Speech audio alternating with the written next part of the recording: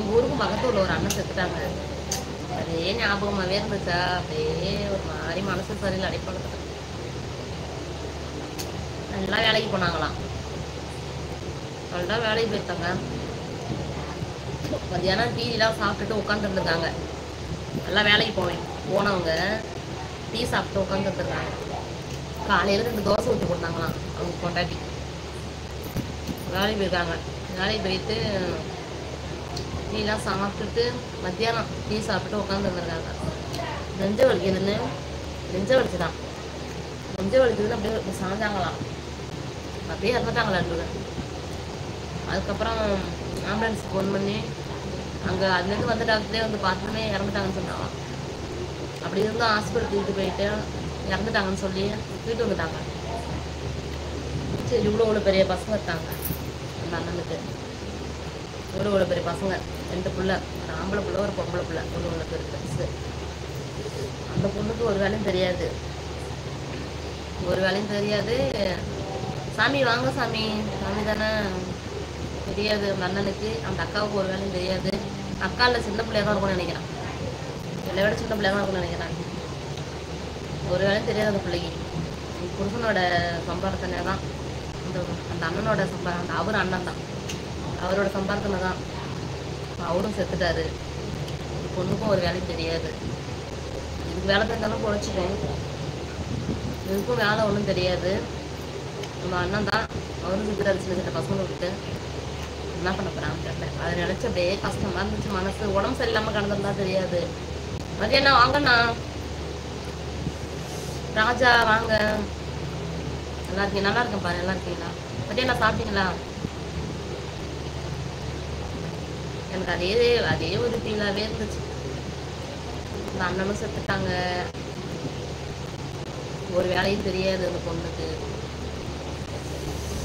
யார் பார்த்துப்பா அந்த பிள்ளைங்களை?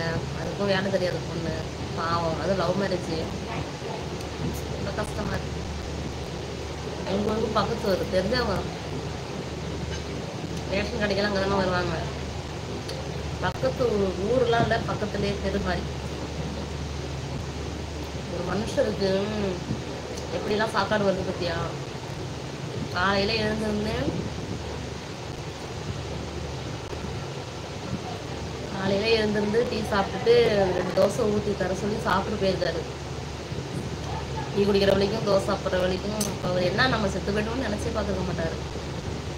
நம்ம இறந்துருவோன்னு ஒரு எண்ணங்களே இவருக்கெல்லாம் இருந்திருக்காது. நேற்று நைட்டு நேரம் உயிரோட இருந்த மனுஷன் இன்னைக்கு போனமா இருக்காரு. செத்து போயிடுவோம், நம்ம கொண்டாடி பிள்ளை வச்சுட்டு யார் தாங்குவா, செத்து போயிடுவோம், அப்படி ஒரு சிந்தனைகள்லாம் கிடையாது. இன்னைக்கு போனா நம்ம ஒரு குழப்பு, இன்னைக்கு போனா ஒரு குழப்புன்னு நினைச்சிட்டு போன மனுஷனுக்கு போனமா வந்துட்டாரு. நம்ம சொந்தம் பந்தம் அண்ணன் தம்பி அவங்க நினைச்சுதான் ஃபீல் பண்ணணுமா என்ன? யாருமே தெரியாதவங்கள நினைச்சு கூட ஃபீல் பண்ணலாம். மனசு பாவப்படும், கஷ்டமா இருக்கு. ஹாய், எனக்கு உண்மையாலுமே மனசு ரொம்ப போர்க்களமா இருக்கு.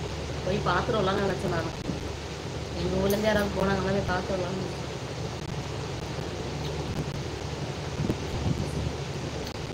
நாய்ங்கெல்லாம் மெசேஜ் போடுது.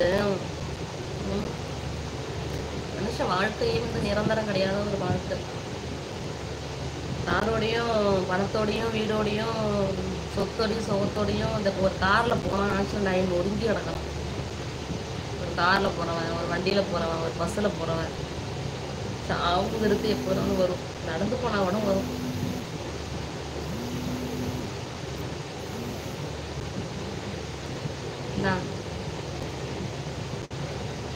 எவ்வளோ மன வேதனை இருக்கு பார்த்தியா? இங்கிலீஷில் போட்டிருக்காங்க, எனக்கு படிக்க தெரியல. சத்தியமாக சொல்கிறேன், மனசு ரொம்ப கஷ்டமாக இருக்கு. மனச வாழ்க்கை ஒரு நிழலாக தான் வாழ்க்கையாக இருக்கு. சத்யா ஏன் அழுத? எனக்குமே அதுதான். உடம்பு சரியில்லாத போயிட்டுல இடையில, இப்பயும் உடம்பு சரியில்லாம தான் இருக்கேன். ஒரே ஒரு நிமிஷம். உடம்பு சரியில்லாம இருந்தானே, அப்ப நம்ம செத்துட்டோம்னா நம்ம பிள்ளைகளை யாரு பார்த்துப்பா?